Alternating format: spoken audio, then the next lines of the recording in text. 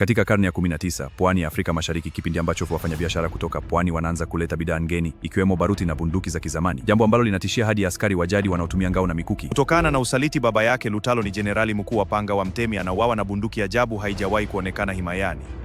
Lutalo ananusurika kifo kwa kutupwa mtoni akidhaniwa amekufa. Anaokotwa na wafanyabiashara wa mbali, huko anajifunza ushupavu wa kutumia bunduki. Miaka mitatu baadaye anakurudi kama mfanyabiashara wa mashariki ya mbali. Anarudi kama adabu. Hana jina, hana kabila, ana shaba tu na baruti.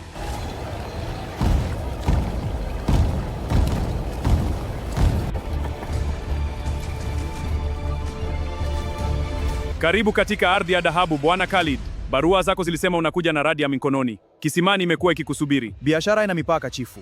Nimeleta baruti itakayofanya kuta za maadui zako ziwe kama majani makavu. Lakini biashara yangu ina sheria moja: uaminifu ni ibada. Ukivunja uaminifu, bidhaa yangu inageuka kuwa laana.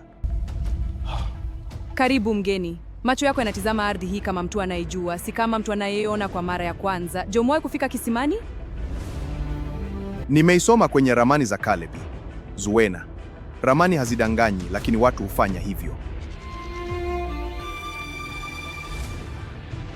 Baba huyu Khalid ana mvuto wa ajabu. Hafanani na hao wapiganaji wako wanaonuka jasho na vumbi. Nataka awe mwalimu wangu wa sanaa ya kigeni. Naya, unacheza na moto. Khalid ni mgeni, hatumjui kabisa. Naya, huyu mtuso wa kuchezewa. Ana kitu kinanikumbusha Chifu Mbogo, yule jenerali niliyemzika miaka 3 iliyopita. Lakini Mbogo alikuwa mjinga wa panga. Khalid huyu ni fundi wa mitambo. Kwa naye karibu mchunguze. Nataka nijue kama ni roho au ni binadamu. Na kama ni yeye, basi nitahakikisha namsahau hata huyo Zuena anayemkurolea macho.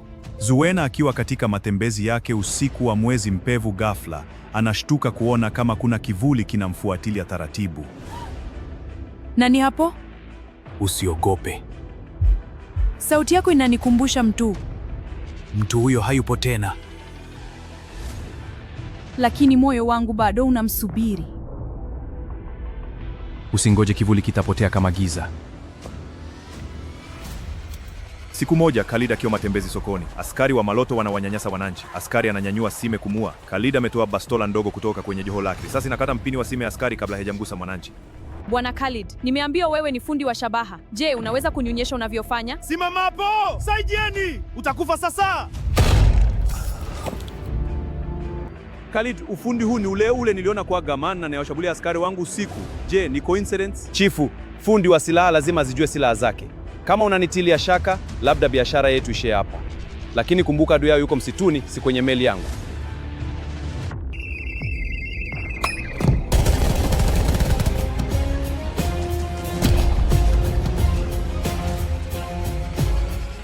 Kuna mtu anaoa askari wangu mipakani. Si kwa mkuki, si kwa mshale. Ni sauti ya radi inayotokea gizani. Ni nani? Kete zinasema aliyekufa amefufuka. Lakini haji kama binadamu, anakuja kama chuma. Chifu, damu ya Mbogo haijalala. Mbogo alikuwa mjinga.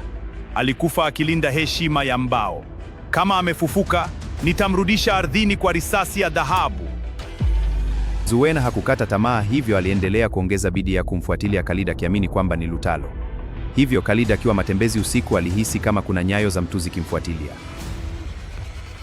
Lutalo! Lutalo! Unamuita mtu ambaye yupo hapa, Bi Zuena. Jina langu ni Khalid. Lakini wewe ni Lutalo. Usijaribu kunidanganya. Harufu ya ngozi ya mti wa mingu unaotumia ni ile ile alikuwa akitumia Lutalo. Na mnaona unavyosimama na unavyoangalia mwezi kwa huzuni. Kwa nini unajificha? Kwa nini unatuata tuteseke na huyu maloto? Sikiliza kwa makini. Yule kijana aliyekuwa cheza nawe hapa aliuawa na mtu aliyemwamini. Alikufa akipiga kelele ya msaada ambaye hakuna aliyoisikia. Khalid ana moyo, ana baruti tu.